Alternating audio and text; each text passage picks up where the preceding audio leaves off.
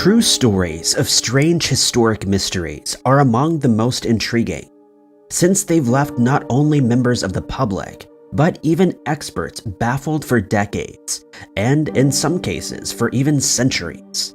Try as they might, some historic mysteries cannot be explained, and in many cases, they likely never will be. The historic mystery of the Plain of Jars still needs solving, as it has stumped experts since its discovery by French archaeologist Madame Colony in the 1930s. They were found throughout the Lao Highlands, and their true purpose has been the subject of much speculation. The jars, which are made from stone, are scattered in clusters ranging from 100 to 400 jars, and stand between 3 and 10 feet high. They are cylindrical in shape, though the bottoms of the jars are always wider than the tops, and they are believed to be between 1,500 and 2,000 years old. Though there are hundreds of the mysterious containers, only one has been decorated. It contains a depiction of a frogman on its exterior, and similarities have been noted between it and a cave painting found nearby.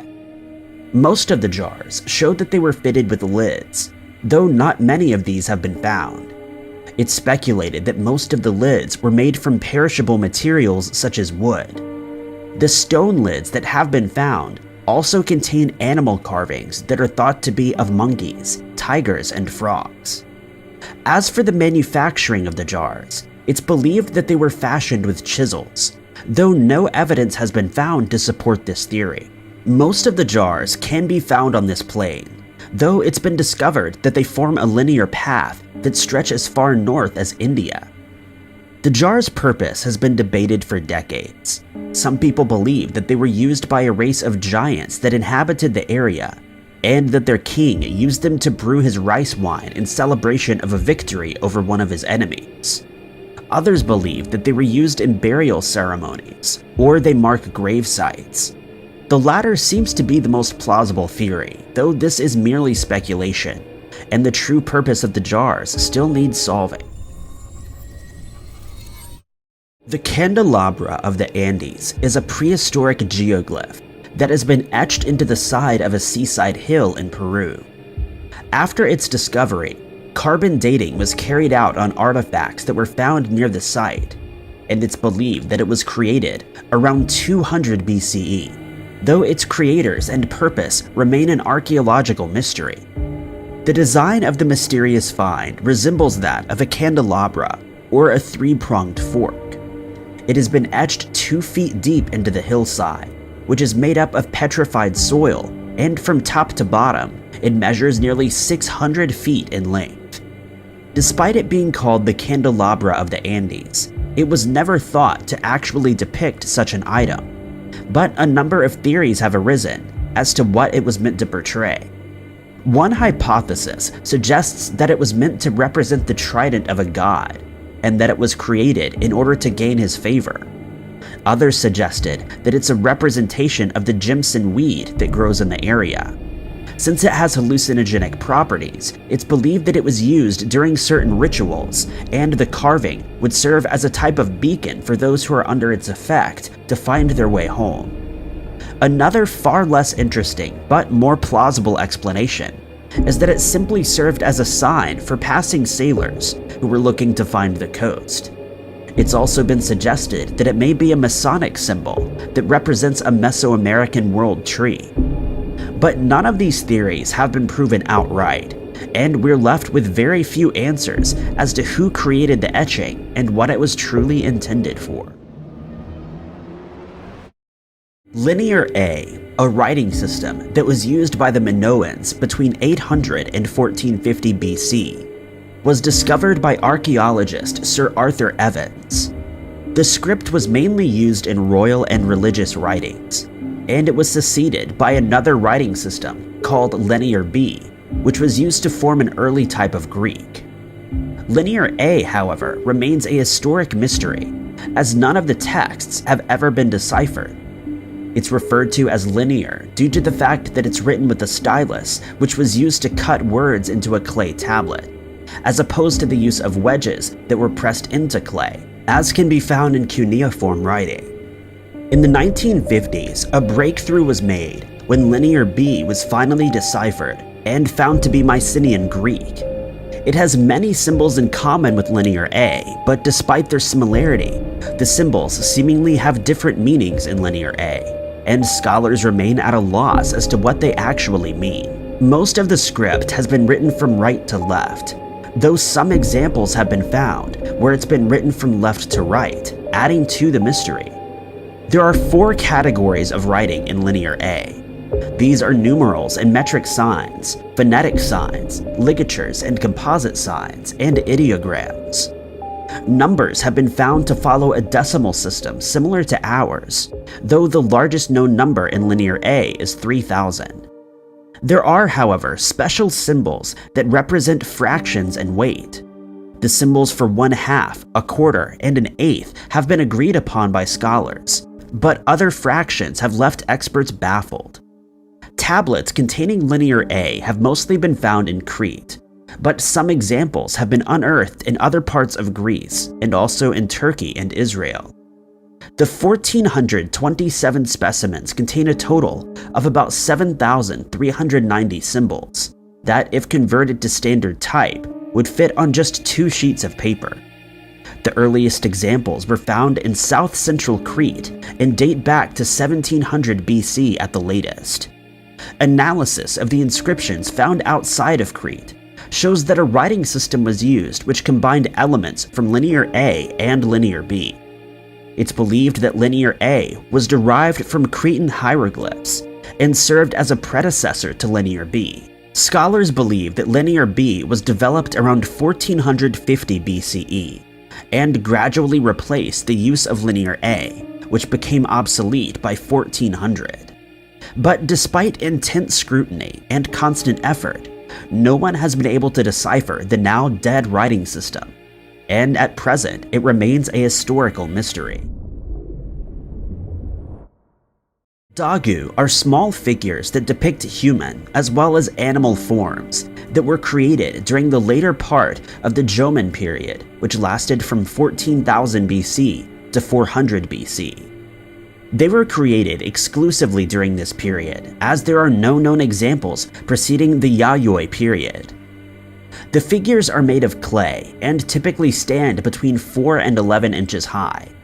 Most of the small statues depict females with small waists, wide hips, and large eyes. Many people believe that they are representative of goddesses, as some of the examples have large abdomens associated with pregnancy, suggesting that they depict mother goddesses. The Metropolitan Museum of Art suggests that they show an association with fertility and shamanistic rites. The faces, arms, and hands are usually tiny with compact bodies. Some examples seem to show the figures wearing goggles and include marks on the body that are thought to possibly represent tattoos. 4 types of Doggu have been found, including heart-shaped, horned owl, goggle-eyed, and pregnant woman figures. It's rare for an unbroken specimen to be unearthed, with most of the figurines having lost an arm, leg, or other body part. Though this is not always due to age and decay, but in some cases due to them being intentionally removed or excluded. Some of the figures have patterns included on the abdomen, many of which were painted on using vermilion, and many of the larger figures were found to be completely hollow. Many theories have been put forward to explain the purpose of the figures, with some speculating that they were used as birthing aids or fertility symbols. They have also been found at some burial sites, suggesting that they served some type of ceremonial function. A more outlandish theory claims that due to their similarity in appearance, they depict the suits and equipment used by modern-day astronauts. Ancient alien theorists often cite the goggle-eyed type of Doggu as proof that Earth was visited by extraterrestrial beings, and that the statues were created as a representation of those beings. These are all just theories, however, and only time will tell if we ever discover their true meaning and function. Saakhuaman is considered to be one of the most astonishing, unexplained archaeological complexes that has ever been discovered, and due to its sheer beauty and grandeur, it's regarded as a must-see destination for those visiting Peru. The site is located just over a mile north of the main square of the city of Cusco. It sits about 32,000 feet above sea level and covers an area of around 3,000 hectares. The complex, which is made up of dry stone walls constructed of massive stones, was created by the Inca in the 15th century. The stones were carefully cut in order to fit together and contain no mortar or any other binding material. It includes a large plaza that was possibly used in communal and ceremonial activities, and other large structures at the site are believed to have been used during certain rituals. The stones found in the construction of the plaza and the 3 terrace walls adjacent to it are among the largest used in any pre-Hispanic American buildings. The stones have been placed so close to each other that it's impossible to even fit a single sheet of paper between them. The longest of these 3 walls stands about 19.5 feet high, measures around 430 yards, and the approximate volume of the stone is thought to be around 212,000 cubic feet. Due to the interlocking nature of the blocks, their rounded corners, and the fact that the walls lean inwards, they have survived many devastating earthquakes in the Cusco area. It's estimated that the largest of the rocks weighs between 128 and 200 tons. At the end of the siege of Cusco, Saakhuaman was seen as a reliable source of stone for other building structures, and within a few years, much of the complex had been taken apart or demolished. The stones were primarily used to build governmental or religious buildings, as well as the houses belonging to the wealthiest Spaniards, with only the largest and most cumbersome stones remaining in place. In March of 2008, archaeologists found more ruins in the outlying regions of Saakhuaman. It's believed that they date from 900 to 1200 AD. While it's speculated that it was also used for ceremonial purposes, it remains unknown what its true function was. Today, a large field within the walls is used by locals for jogging and practicing Tai Chi, as well as other athletic activities. Many people believe the site was used as a fortress, or that it may have been used in religious ceremonies. But despite much speculation and theorizing, the strange history remains a mystery that may very well have died out with the ancient Incas who created the awe-inspiring site. The disturbing backstory of Death Valley dates back to the 19th century, when naturalist Richard Mach visited the location near a river in eastern Russia between 1853 and 1855. Here, metal hemispheres said to be massive in size lie underneath the ground, and many people have theorized that they're of extraterrestrial origin. The area is said to be forbidden by the local people, as many who have either intentionally or accidentally ventured near the strange site have experienced many strange events. They experience symptoms such as high blood pressure, terrible headaches, and inexplicable lethargy. The trees surrounding the area are dead and blackened, supposedly from the heat that radiates from the strange objects. Ancestral legends tell of a high, flattened arc that appeared in the middle of the swamps and still lies there today. They also say that every 100 years, fireballs erupt from the structures surrounded by columns of dust and fire. They believe that this occurs due to a demon that lives within the hemispheres, and hence they steer clear of the area. Others have theorized that it's a station that was built to protect our planet from extraterrestrial attacks, or that it's the site of a downed UFO which is still emanating a toxic substance, causing strange symptoms to anyone who dares to approach. Another common tale about the objects states that when the native tribes lived there in the area long ago, they were awakened one night by a terrible roar. They realized that it was coming from the sky, accompanied by a bright, glowing light that remained there for several hours. After some time, it was replaced by a strange haze, covering the entire area. When the haze dissipated, they saw a massive, dark, round structure on the ground, with a strange grinding noise coming from it. With time, the sound faded away, and the structure decreased in size. Several hunters decided to investigate, but after setting out to the area, they were never seen again. In 1955, Teddy Tucker was diving off the coast of Bermuda when he came across one of the most valuable objects ever retrieved from a shipwreck. The shipwreck is believed to be that of the San Pedro, a Spanish ship that sank in the area in 1594. Teddy had discovered the wreck a few years earlier in 1951 and had salvaged some materials at the time. But when he returned in 1955, he was shocked when he saw a golden cross lying face down in the sand, about 30 feet underwater. He was even more surprised when he picked it up and turned it over. The gold cross was studded with 7 emeralds that he describes as the size of a musket ball. He also found 3 pearl-studded gold buttons, 200 silver coins, musket barrels, and a cannon complete with cannonballs. But it was the cross that garnered the most attention. It was sent to the British Museum, where it was valued at around $200,000. But Teddy decided to sell it to the Bermudian government for half that price. He did this in the hopes that the treasure would remain in Bermuda indefinitely. The cross became so popular that it was to be featured at the opening of the Bermuda Maritime Museum. Not only would Teddy make an appearance at the opening, but Queen Elizabeth II had also agreed to attend. On the 16th of February, 1975, the Queen, along with Prince Philip, arrived in Bermuda to the welcome of thousands of locals. They visited schools in the area, stopped over at the National Stadium in Hamilton City Hall, before attending the museum's opening, where they would view Tucker's cross. But everything didn't go according to plan. Just before the viewing was to take place, Teddy decided to move it to a better display case, and when he did so, made a shocking discovery. He realized that the cross had been stolen and replaced with a cheap plastic forgery.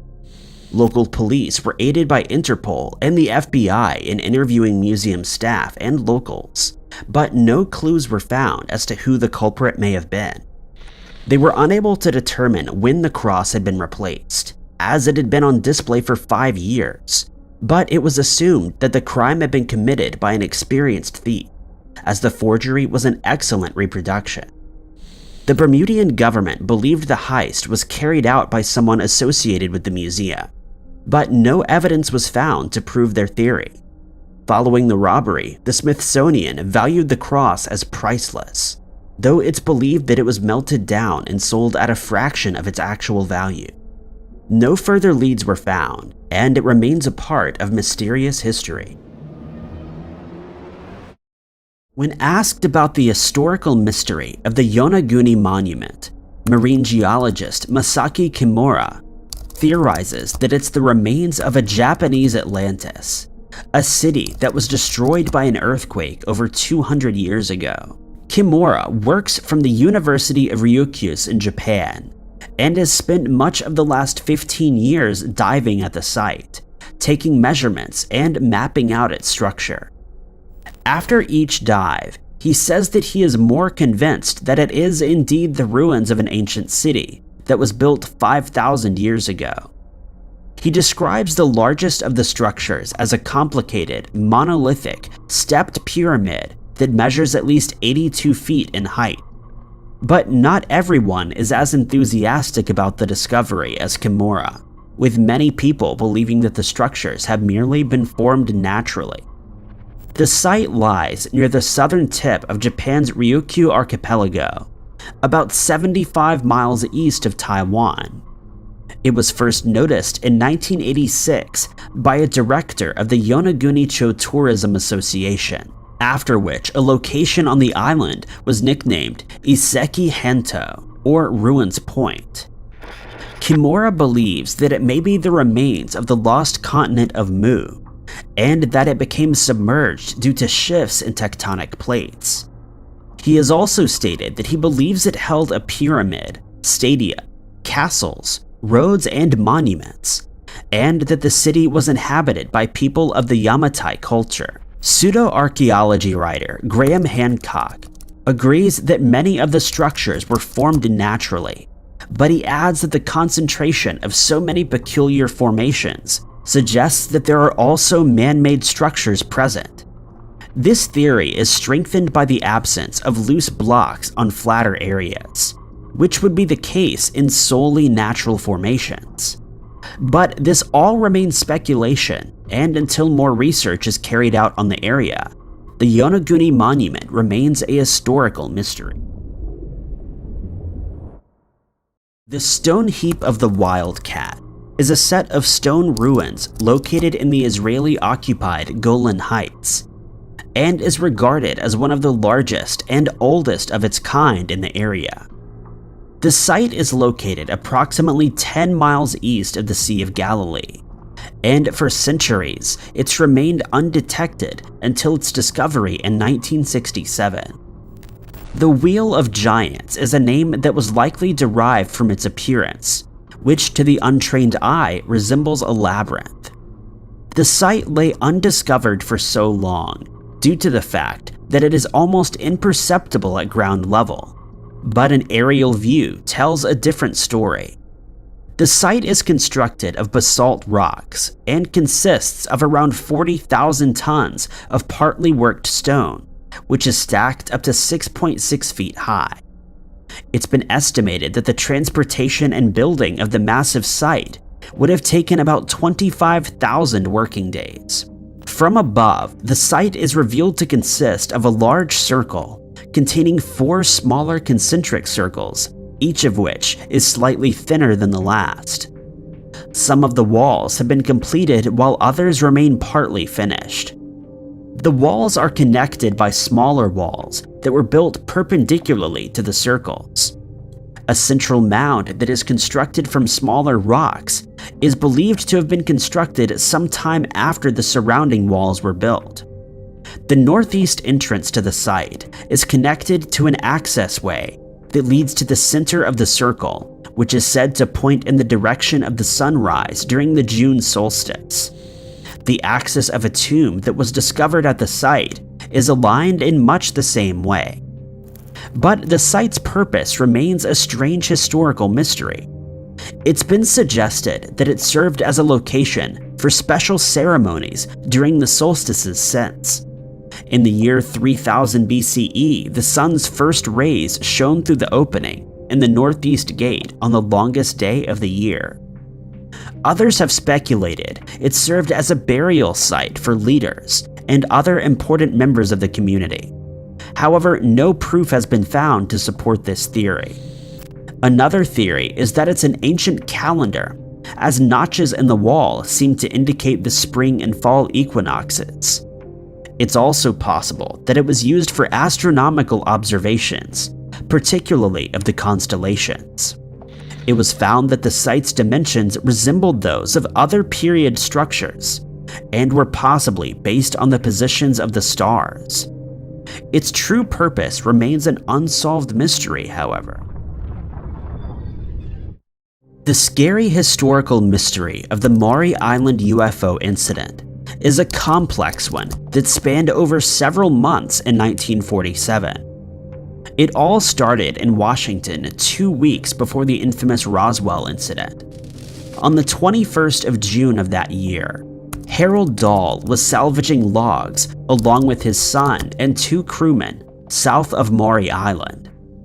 At around 2 p.m., they noticed 6 donut-shaped discs hovering over the bay.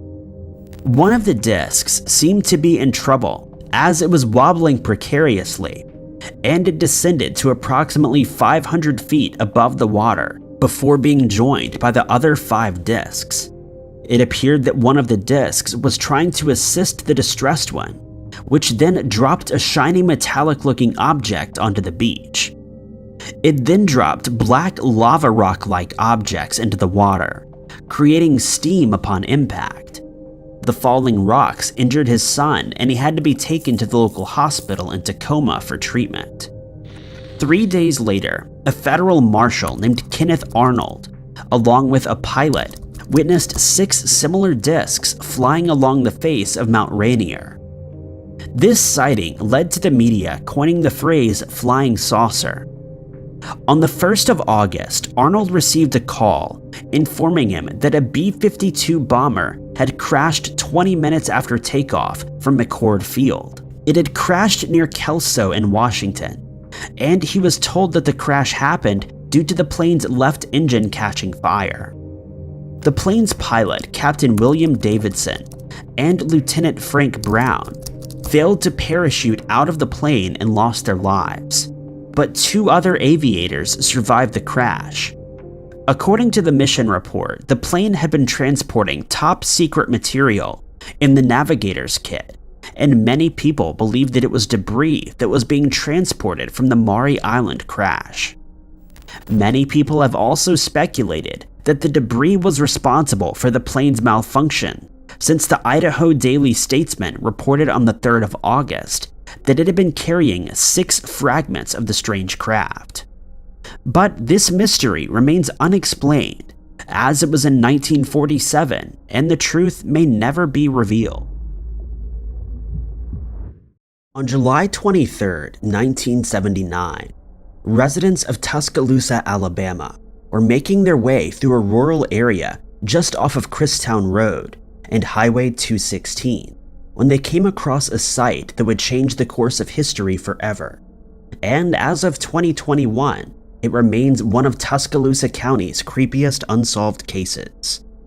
The details in this case are few and far between, and we don't know for sure who made the initial discovery. What we do know is that someone making their way through this rural area came across the remains of an African American woman between the ages of 18 and 25. The Tuscaloosa County Sheriff's Office was notified immediately, and within minutes, they had descended upon the scene. The residents of Tuscaloosa County were in shock. Just weeks earlier, on July 4th, another woman had been found in the same spot and had suffered similar injuries.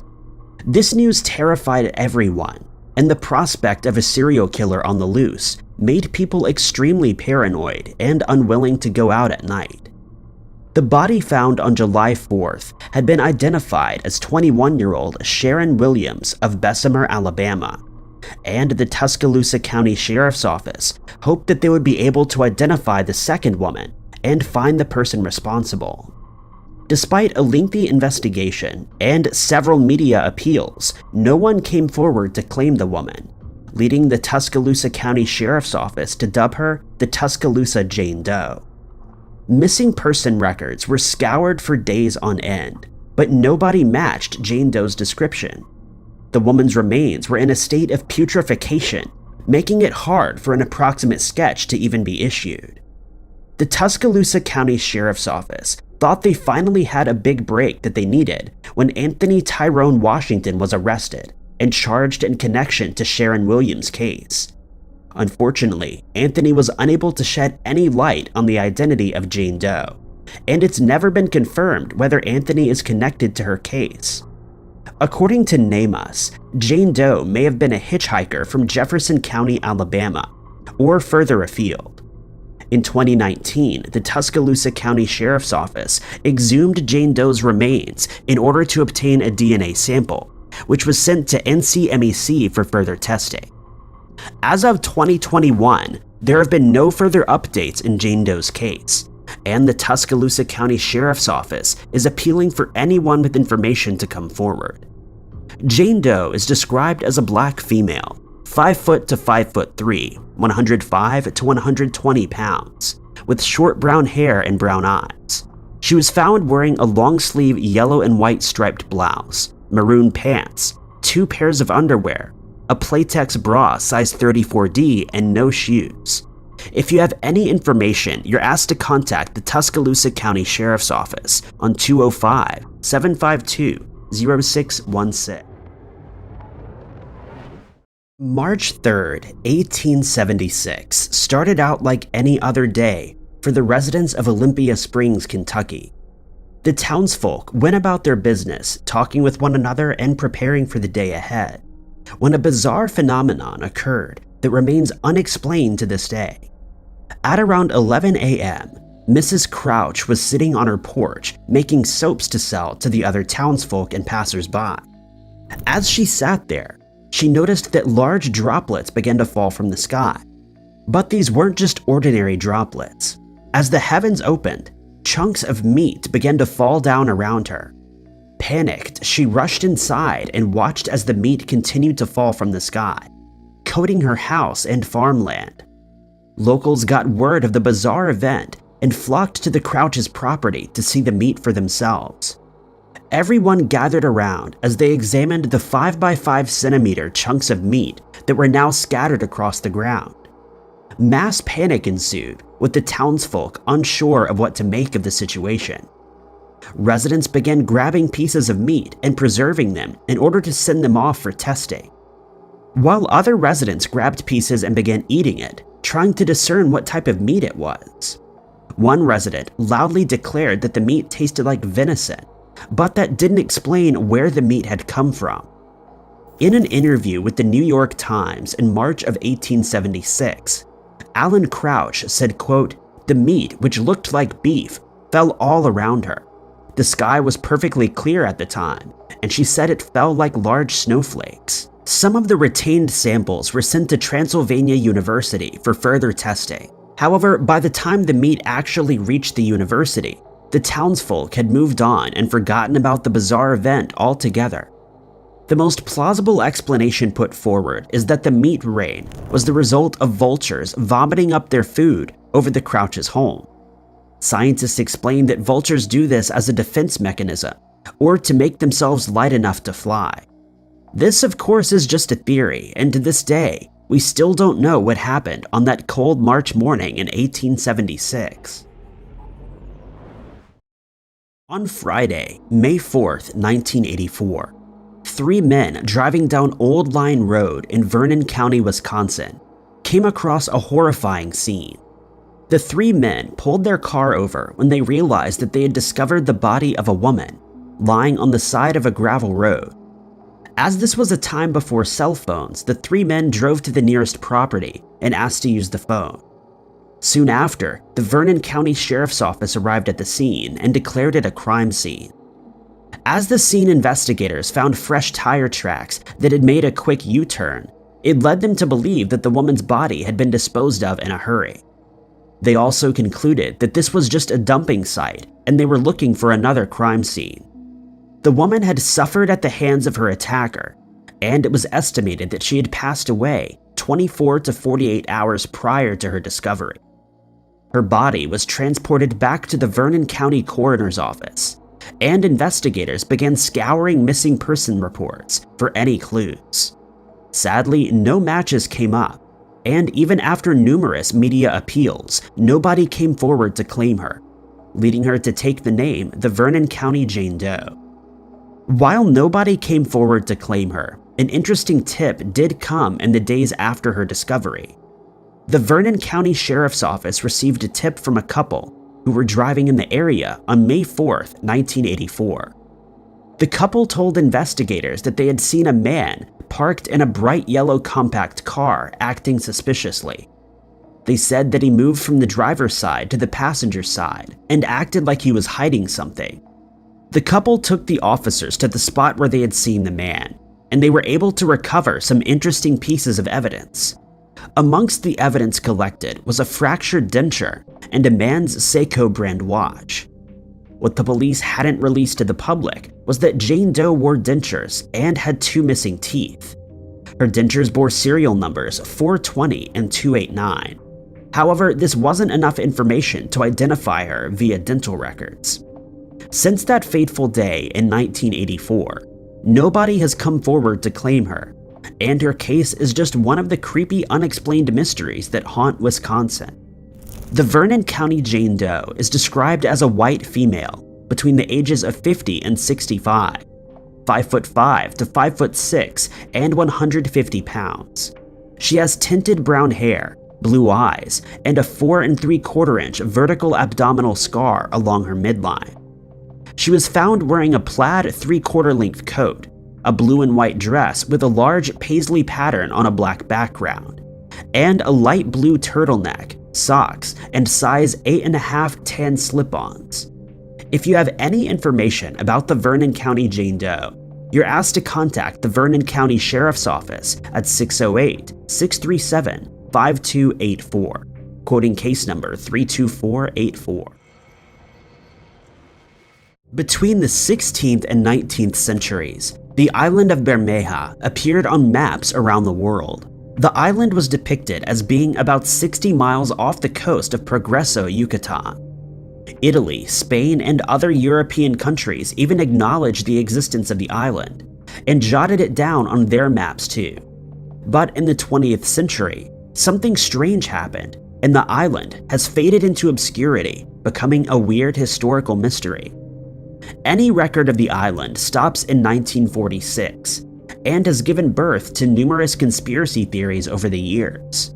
If you go into Google Maps and search for the island, you're met with nothing, only the ocean for miles around. Online sleuths were perplexed and decided to launch their own investigation. In 2009, a group of explorers left Yucatan in order to find Bermeja Island, but they came up empty. The existence of the island has captured the imagination of Mexico, and over the years, many people have tried to find the island or come up with a plausible explanation for its sudden disappearance.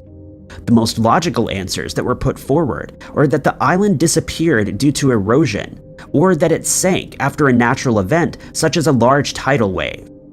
However, some more bizarre theories exist, and one theory that popped up was that the CIA are now somehow involved in making the island disappear.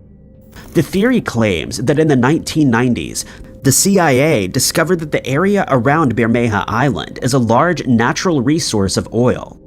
Not wanting to become embroiled in territorial disputes with Mexico, the CIA forcibly demolished the island so that Mexico would have no claim to the area. This, of course, is just a theory, and in 2021, we're still no closer to uncovering the mystery of the disappearance of Bermeja Island. October 11th, 2021, marked the 48th anniversary of the Pascagoula Abduction, an event where the 19-year-old Calvin Parker and 42-year-old Charles Hickson contacted the Jackson County Sheriff's Office in Missouri to inform them that they had just been abducted by aliens. It wasn't until recently that a recording of the interview with the two men was made public. But even with this new information, investigators have still been unable to piece together the mystery once and for all. On the evening of October 11th, 1973, the Jackson County Sheriff's Office began receiving a string of calls from concerned residents. According to Sheriff Fred Diamond and Captain Glenn Ryder, there were a total of 50 calls from residents reporting that something unusual was flying in the sky. The two officers pondered these calls. After all, receiving one call could have been chalked up to a hoax. However, 50 calls gave them cause for concern. Their evening was interrupted by a different, more panicked call that came from Calvin Parker and Charles Hickson. On the other end of the phone, the two men hurriedly recounted the events of the evening. According to Parker and Hickson, the two had been fishing on the bank of the Pascagoula River when they were abducted by aliens. Parker recalled, quote, "A big light came out of the clouds. It was a blinding light. It was hard to tell with the light so bright, but it looked like it was shaped like a football. I would say, just estimating, that it was about 80 feet. It made very little sound. It was just like a hissing noise." He went on to say that 3 aliens floated towards them before grabbing them and taking them aboard their craft. In 2019, a new witness, Mariah Blair, came forward and said that she had witnessed the entire event that night. She told WLOX, quote, "I was watching 2 men being abducted by a UFO. I saw it come up. The blue light appeared right before they were abducted, and the blue light moved for 30 minutes without making a sound before disappearing out of sight. Paranormal investigators, ufologists, and scientists have worked tirelessly to get to the bottom of what happened that night, but even 48 years later, the Pascagoula UFO abduction remains a mystery. The USS Bear sank off the coast of Nova Scotia in 1963. It was already recognized as an incredibly important vessel in the United States history, but for decades its location under the waves was unknown. It wasn't until 2019 when a new Coast Guard ship of the same name was doing a sonar survey when the ship's mysterious location was finally solved. The Bear started out life as a sealing ship made in Scotland for the icy waters of the Arctic in 1874.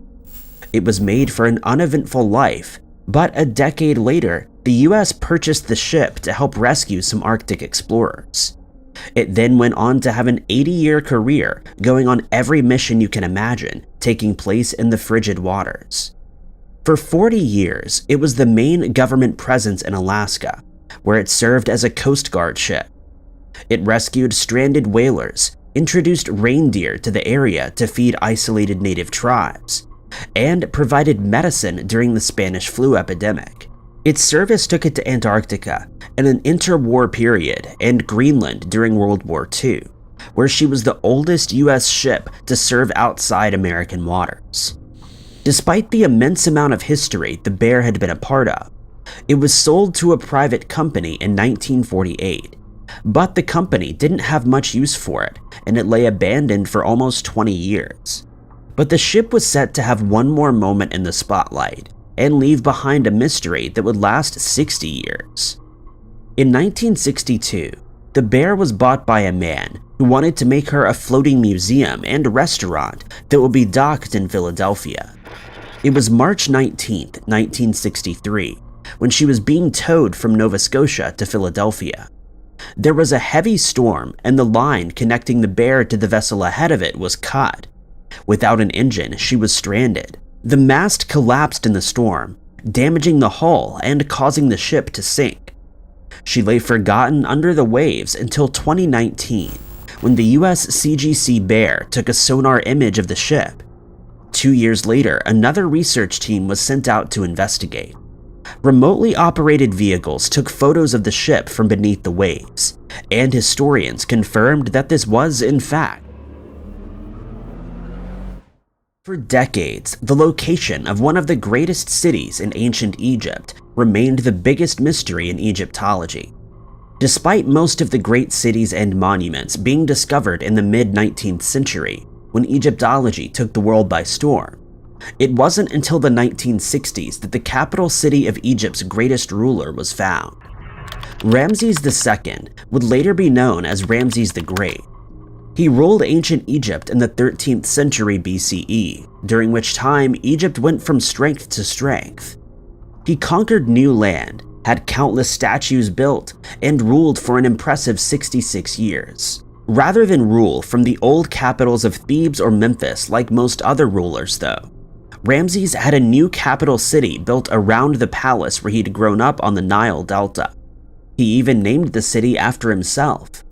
For decades, Egyptologists uncovered descriptions of the grand city. Artisans were hired to continuously create new statues and monuments to the pharaoh. And it was from here that Ramses launched most of his attacks against the neighboring kingdoms. The only problem was the exact location had been lost. According to descriptions, it was built on the easternmost branch of the Nile, but branches of the river and the delta change over time, and locating the ancient path of the river was impossible. Finding the site was seen as like the holy grail of Egyptology, but it would have required searching the entire eastern side of the delta. Finally, in the 1920s, a French archaeologist named Pierre Monet believed he'd found the remains of Ramses. The site was located near an ancient site on what's called the Tannitic branch of the Nile. It had been noted years earlier, but it was Pierre and his team that did the real excavation. They found countless grand statues and obelisks, all with Ramses's royal mark, The remains of a temple to Ramses' favorite god was also found. It definitely seemed like this was the ancient site of Paramses. But the more the site was excavated, the more things seemed strange. Many statues were missing parts, particularly legs and feet, which could be found nowhere on the site. Pierre also didn't examine the pottery at the site. If he had, he would have discovered the pottery dated to centuries after Ramses passed away. Pottery is often used by archaeologists to date sites, with different styles indicating the date to within 50 years. It works like modern-day receipts that have been thrown out. At the site, they found all the big items, but the receipts all indicated nobody had lived there when the statues were built. It wasn't until the 1960s that another archaeologist found the true site of Paramses. Researchers used modern satellite images to locate the ancient riverbeds, and found a branch of the Nile further east. Here, archaeologists found a large amount of pottery, which all dated back to the time of Ramses the Great. Scans of the fields around the town showed the foundations of a great city, including grand villas and a large neighborhood for the lower class. The missing legs and feet from statues at the previous site were also found in fields beneath the two locations. The Temple of Paramses has yet to be located, but it likely lies beneath the modern-day town. Egyptologists now believe Ramses built Paramses at the eastern site.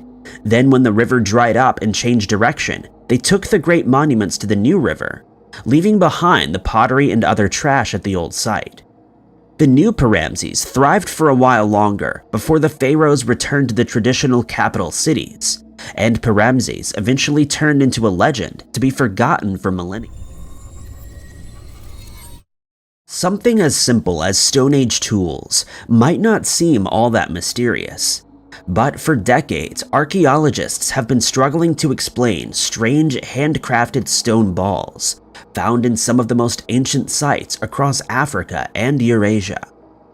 The most recent of these petrospheres date back to before modern humans even left Africa, so it's likely the tool was created by our very distant ancestors. But why remains a question for decades. The stones were clearly carved with a purpose, and traces of ancient paint could be found on some of the artifacts. They were often found with other more modern tools, like those made from flint, though the petrospheres themselves were usually made of limestone or dolomite rock.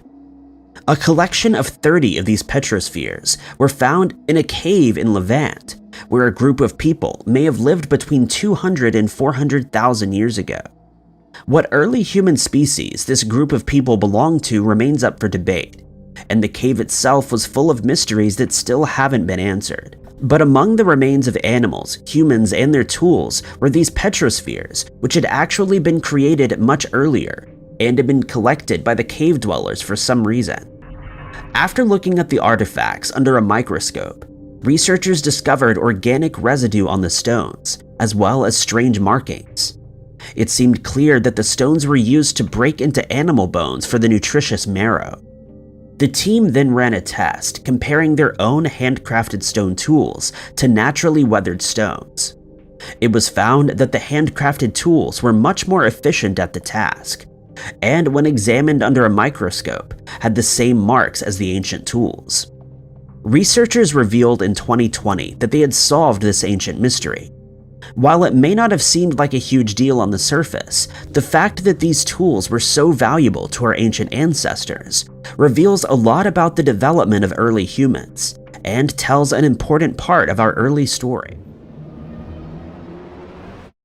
For centuries, the Basel Papyrus was considered one of the most mysterious texts that remained to be solved. The ancient scrap of papyrus is believed to be 2,000 years old, and had been in the possession of a Swiss university since the 1600s.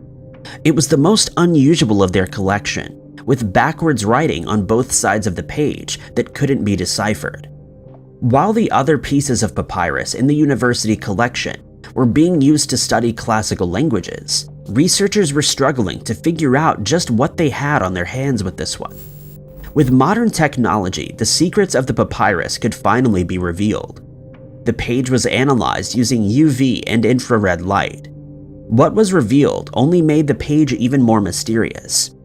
It wasn't just one piece of papyrus, but many glued together sometime in the Middle Ages. It wasn't uncommon at the time for older texts to be recycled in this way. Usually, old text would be scraped off of pages to create palimpsests, blank sheets that would then be written on again. However, it's likely this time the pages were glued together to create a book binding. Carefully, the preservationists managed to separate the layers of papyri to reveal the original text. The text hadn't been written backwards, but the ink was showing through from the other side. The ancient Greek was translated, and researchers discovered that they'd found something even more special than they had originally thought. Most of the other papyri in the collection were basic receipts or letters and contracts. While interesting in a sense that they gave an insight into life at the time that they were created, it's not the most groundbreaking. But this wasn't a receipt. It was text written by either the physician Galen or someone writing about his work. Galen was one of the most famous physicians from the time period, and a newly discovered piece of his work is incredibly valuable. The Basel Papyrus describes Galen's thoughts on hysterical apnea. While the medical thoughts are fairly inaccurate, it's a unique insight into how hysteria was seen at the time. A strange glowing substance that causes wounds to heal quickly sounds like something from a fantasy or sci-fi novel. But a similar mysterious substance was central to a Civil War folk story that was once believed to just be a legend. Angel's glow was the name given to this strange phenomenon, experienced by some wounded soldiers after the Battle of Shiloh. The Battle of Shiloh took place in early April of 1862, near the town of the same name in Tennessee. The area was between a marsh and the river Tennessee, and it was particularly cold when the battle broke out. Eventually, after reinforcements arrived for the Union side, the Confederates retreated.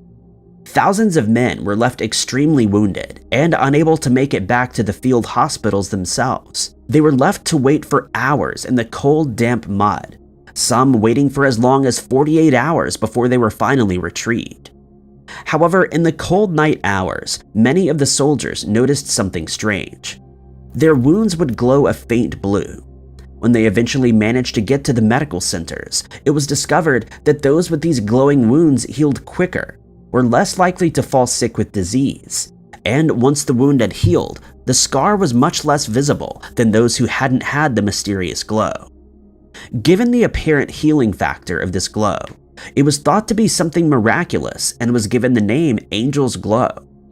While Civil War writers would later write about an angel fighting alongside them, the story of the Angel's Glow faded to legend and wasn't properly researched. It wasn't until 2001 when a student who visited the site on a school trip wondered what had caused the glow, and we were finally given an answer to this strange historical mystery. It would turn out that the Angel's Glow could be blamed on a special kind of bacteria which lives in the gut of a microscopic worm. These worms feed on insects, the same type that would have typically caused infections in wounded soldiers. It was also discovered that, as well as glowing, the bacteria produced an antibiotic that wiped out competing bacteria. Typically, the human body is too hot for these glowing bacteria to survive, but with the cold temperatures the soldiers faced, many were suffering from hypothermia, which allowed the bacteria to thrive. The student who discovered the connection earned a prize at the 2001 International Science and Engineering Fair, while also revealing one of nature's strangest secrets. The Rufus Buck Gang of the late 1800s is truly one of the scariest stories in history. Weird does not even begin to explain the unexpected ending of this strange but true outlaw tale. The notorious gang was formed by 5 dangerous individuals who were sentenced for various crimes at the Fort Smith jail in Arkansas. Each of them were known horse thieves and bootleg moonshine smugglers on their own. Once together, their crime stories would grow much more dark and disturbing, and would make history. By July 28, 1895, The fully formed Rufus Buck gang had been released from jail and were nowhere to be found in Arkansas. History experts have determined they built up a secret hidden stash of weapons in Oklahoma and struck a local grocery store on the 28th. In the events that followed, a deputy marshal named John Garrett tried to apprehend them, but the heavily outnumbered law officer went down. Later that day, an Oklahoma woman named Mrs. Wilson was violated by the outlaw bandits who barely spared her life. For 13 days after, scary stories of their escapades spread as they ransacked stores, houses, and took horses. During some of the darkest moments of their crimes, the robbers promised a shopkeeper named Ben Callahan that they would spare his life if he could outrun them in a foot race. Ben won, but as the story goes, instead of staying true to their word, they ended both his life and the life of his assistant. The Notorious Five went on to violate another woman named Rosetta Hanson while her husband was held captive, but she didn't survive the events of that infamous day. The terrorized townside soon formed an expert team of federal and local authorities, who on August 10, 1895, after months of tracking, forced the Rufus Buck gang to surrender at their hidden hideout near Oklahoma. When questioned about their true motives, crime investigators learned that the leader, Rufus Buck, had promised his crew that they would become the most notorious gang of individuals history has ever seen. Lewis and Lucky Davis were brothers who were recently emancipated and ready to follow Rufus and become powerful. The other two, Sam Sampson and Mayomi July, likewise wanted to be famous throughout history. In their stories, they confessed that it was true that the crimes were done at random, except for Ben Callahan, whose superintendent father had once expelled Rufus Buck from school. The gang was sentenced to the gallows, and this is where their story gets really weird. History documents show a rather strange argument breaking out not over the fairness of their verdict, but rather the exact time that their punishment would commence. 10 in the morning worked best for Lucky Davis, so that his casket could be placed on the Cannonball Express train in time for him to reach his hometown by 11:30 p.m. for burial. Furthermore, Lucky Davis unexpectedly announced that he desired to tie his own rope, an unusual ending that didn't take place as he wanted. Rufus Buck, on the other hand, insisted that they all went to the gallows together at 1 o'clock in the afternoon, otherwise his casket would be the one late getting home. Rufus got his way, as the gang leader always had, and at 1 o'clock their ending came after one of the weirdest and most unexpected arguments in history was concluded. In 1795, Daniel McGinnis of Nova Scotia came across some curious markings on a tree on Oak Island. He'd heard legends of pirates and explorers burying ancient artifacts down here, and he hoped to find something amazing with strange and untold stories. What Daniel would find would kickstart one of history's greatest mysteries that no one has been able to solve. A carefully constructed platform system was found within the pit, one that was complete with internal structures and stones that Daniel figured would lead to artifacts of impossible importance. No such items were found, but the tale of the so-called Oak Island Money Pit began, and soon explorers from around Nova Scotia and Canada flocked to solve the mystery of what was inside. Theories began to swirl around about the historic origins of the pit. Urban legends of Captain William Kidd, a pirate hunter turned rogue, was buried there. During one archaeological excavation of the pit, searchers found coconut fibers, suggesting that whoever had buried this treasure was either from or had visited a tropical region. One of the most notable finds was a brooch that was at least 500 years old at the time of its amazing discovery. Many articles speculate that the brooch was possibly owned by Marie Antoinette, or even the Knights Templar, but nobody has been able to verify these history origins as fact. After digging about 90 feet, archaeologists discovered a stone slab that spoke of 2 million pounds buried another 40 feet below. But above all else, a supposed curse of the pit has allegedly caused a dark and unexpected ending for many archaeologists. According to urban legend, there's a curse on the pit that will not be lifted until 7 lives have been claimed while searching for the treasure. Carl Grazer, Cyril Hitz, Maynard Kaiser, both Robert Restall Jr. and Sr., and the untold story of a nameless archaeologist in the 1960s were all said to lose their lives. In other words, 6 of the 7 prophesied calamities have already occurred, and only 1 is still needed to complete the weird history story. Where the curse came from, no one can say for sure, and historians have yet to uncover the true history behind these 6 men. Speculations abound that this tale is nothing more than an urban legend to spice up an old television special on the curse of Oak Island. Unsurprisingly, few people are willing to go down into the pit and potentially become the final 7th life needed to lift the alleged curse.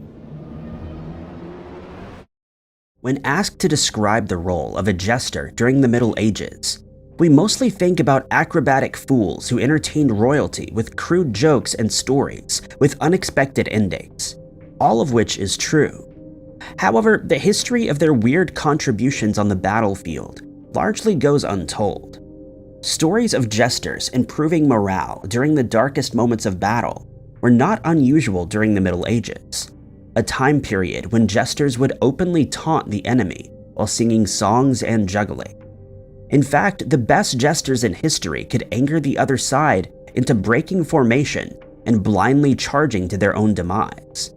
Perhaps the strangest and scariest moments throughout history for a jester is when they were used as messengers. If the enemy sorely disagreed with the wartime proposal, they would often send the jester back in pieces, sometimes even by the way of catapult. The story of Taillefer, loyal jester of William the Conqueror, remains one of the world's greatest mysteries, pertaining to the strange untold history of battlefield fools. In 1066, at the Battle of Hastings, the tiny acrobat was lifting the spirits of the Normans when, as one weird version of the story goes, the jester was suddenly ambushed by an English soldier. Much to everyone's surprise, Taillefer bested the man, who was many times his size. Now full of adrenaline, the nimble jester charged into battle, and without thinking was promptly cut down by a large number of foes. If the stories are true, however, then this jester's bravery greatly inspired William the Conqueror's troops and helped to defeat King Harold II of England, proving that jesters could be quite a bit more powerful than history commonly explains. There is a dark historical mystery attached to the Archimedes name that is unknown to most. In 215 BC, when the Roman army attacked Syracuse, history experts would uncover some really weird stories as to how Archimedes intended to defeat them. One invention is called the Iron Claw of Archimedes, a large crane-like device with a claw on the end. The object was designed to float in the water in such a way so that the claw would only drop if a ship either slowed down or stopped completely. When a Roman ship approached, the dropping claw would hook into them. As the claw was manually raised with a chain pulley system, half of the enemy's ship would plunge into the waters below. In theory, the claw sounds like a brilliant invention. However, there are doubts as to whether or not this dark history invention was anything more than a proposal. Some say the claw would break apart under the weight of an enemy ship and could never be developed. Others say that it was most likely engineered to fall apart after a single use, which could be why there exists no archaeological evidence to explain if it was ever real. Scientists and historians are still discovering the truth behind many of these inventions, so that they may one day no longer be a historical mystery. By 1495, Charles VIII of France had taken control of most of Italy, but in the besieged city of Naples, the general population had begun acting really weird. Stories spoke of a strange mystery illness unlike any other in history, a wasting condition that had French and Italians standing in the street with large holes eating away at their bodies, and even dissolving their faces. Within 5 years, the scary stories only grew worse as the unexplained mystery ravaged France, Switzerland, Germany, England, Scotland, Hungary, Greece, Poland, Russia, and India. Scientists would later classify these dark events that changed history as a potential variation of syphilis. It would take almost 100 years before it eventually mutated into the less serious version that still exists in modern times. If this already sounds too strange to be true, then here's where history gets really weird. Stories of 16th century cures included high doses of mercury ointments rubbed into the skin. When the teeth of patients would fall out and their kidneys would stop working, the mystery disease was blamed rather than the high mercury dosage. Throughout history, and even as late as the 1940s, there are well-documented incidents of arsenic treatments administered to syphilis patients as well. Exactly what caused the sudden Naples outbreak remains one of history's greatest unsolved mysteries today. Some experts say that Christopher Columbus brought the sickness with him upon his return from the Americas in 1493.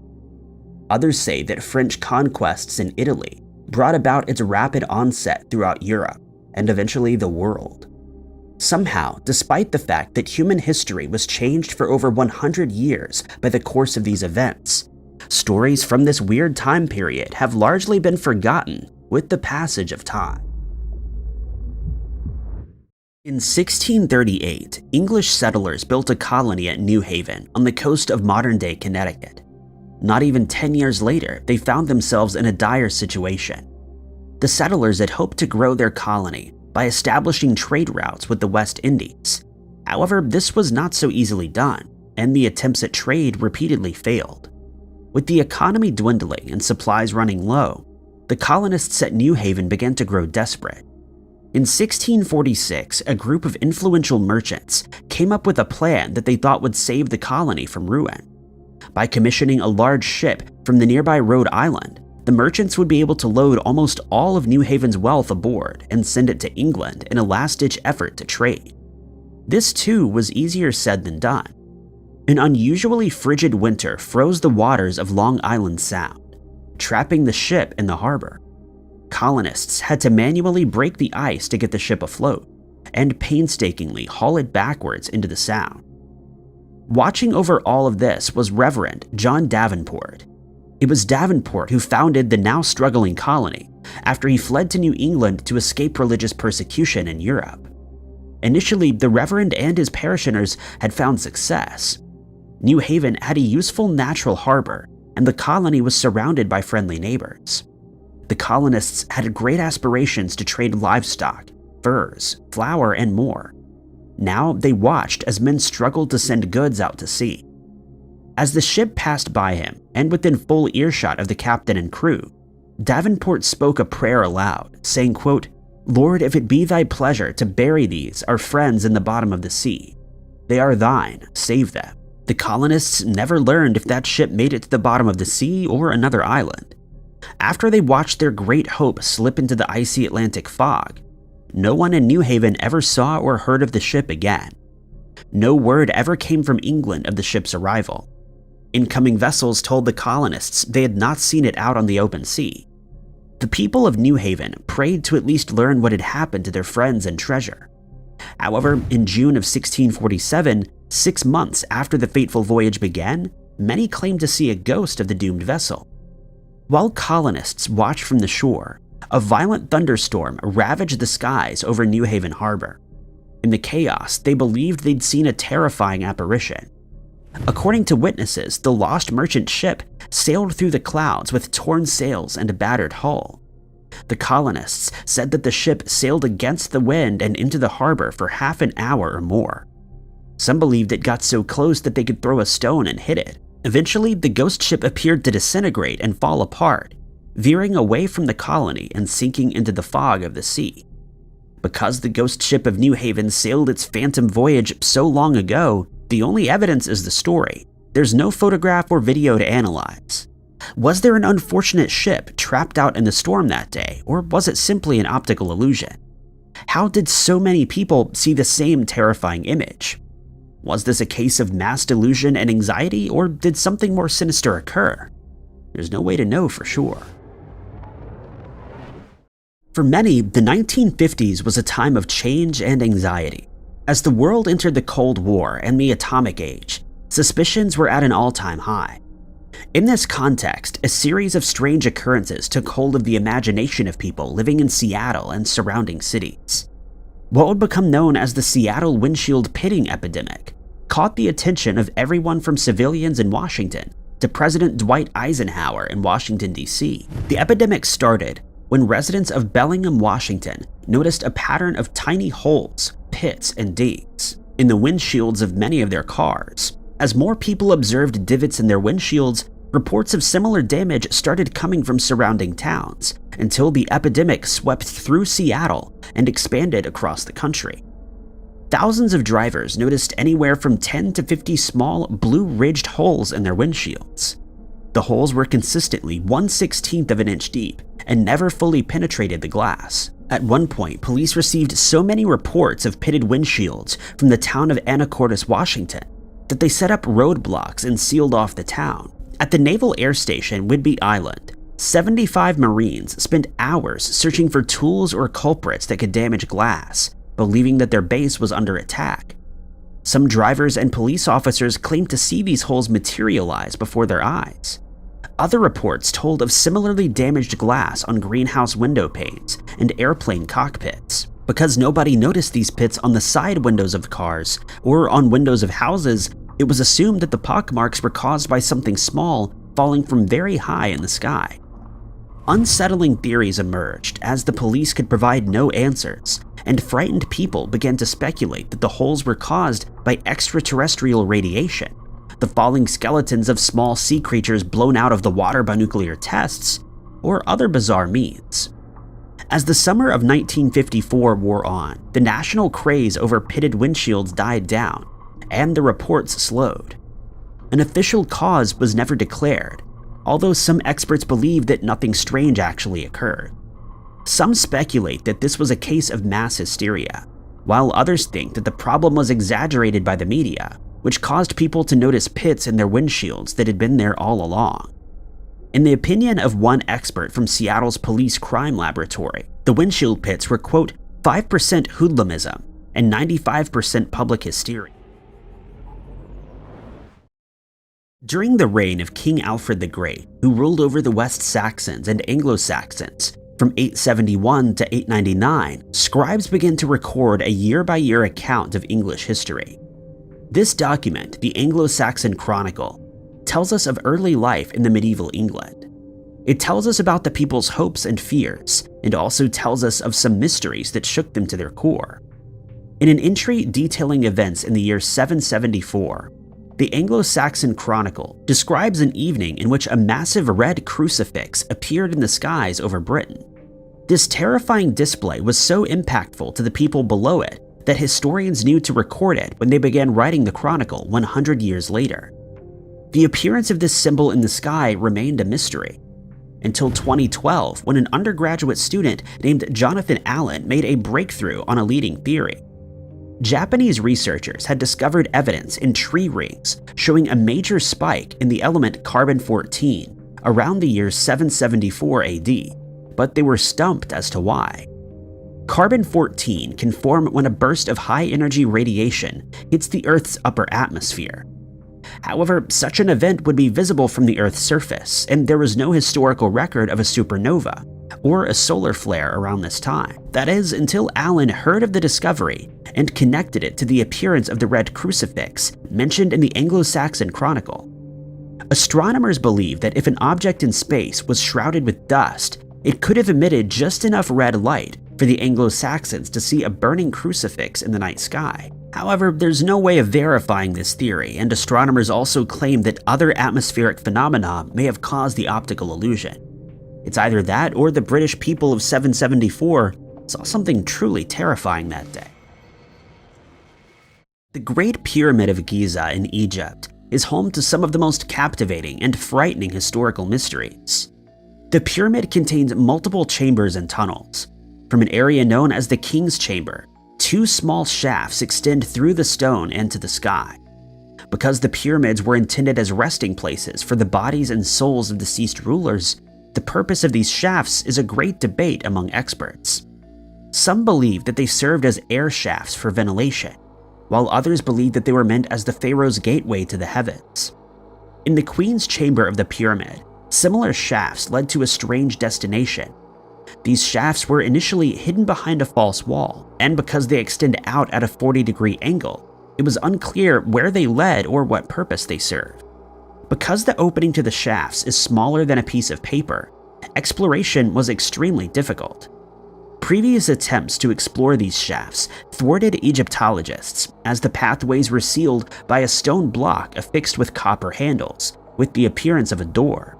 In 2020, researchers from Leeds University in the United Kingdom developed a robot capable of exploring these shafts and unlocking their secrets. What it found only led to further confusion and deepened the mystery. After traveling along the shafts for 50 meters, the specifically designed robot encountered the stone door. Maneuvering a camera around the block, the robot discovered a mysterious chamber with intricately painted red hieroglyphs on the floor. This was the first time anyone laid eyes on this writing since the pyramid was constructed 4,500 years ago. On the other side of the chamber, the robot also discovered a second secret door. With no way to explore further, the meaning of the symbols and the chamber is still unclear. What lies behind the second door is an even greater mystery. However, if experts can discover the meaning of the mysterious hieroglyphics, we may still learn the secrets of this ancient resting place.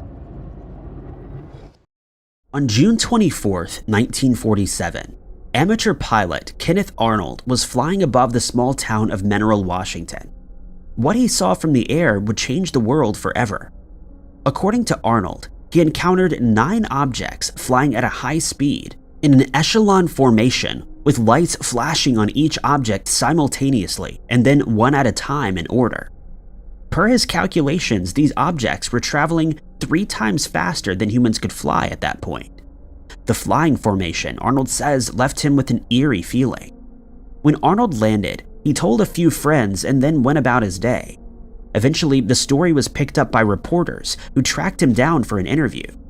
Journalists found Arnold to be a credible witness. He was a respected businessman and pilot, and he made no effort to exaggerate or embellish his story. Soon after, people began reporting sightings of flying saucers all across North America.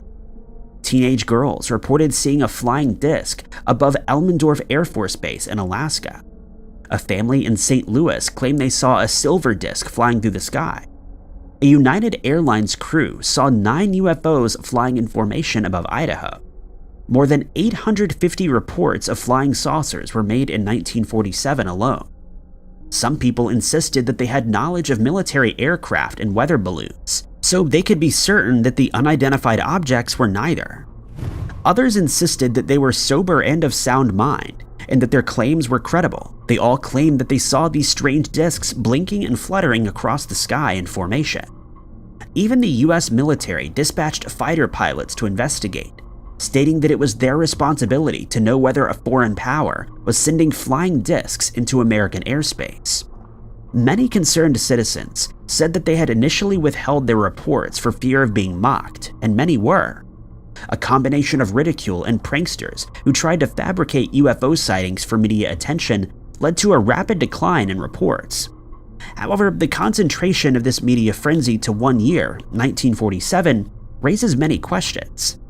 It may all have been media hype, or it may have been a shared delusion. Yet all of these people may have reported seeing these discs at the same time because that is, in fact, what they saw. Whatever the cause of these sightings, be it military, alien, or social, the mystery remains, and it could return at any time. Thank you guys so much for watching. If you liked this video, be sure to hit that like button. Also, don't forget to subscribe and click that notification bell to keep up to date with all of our future uploads. But my name is Ty Knotts, and I'll catch you guys in the next video.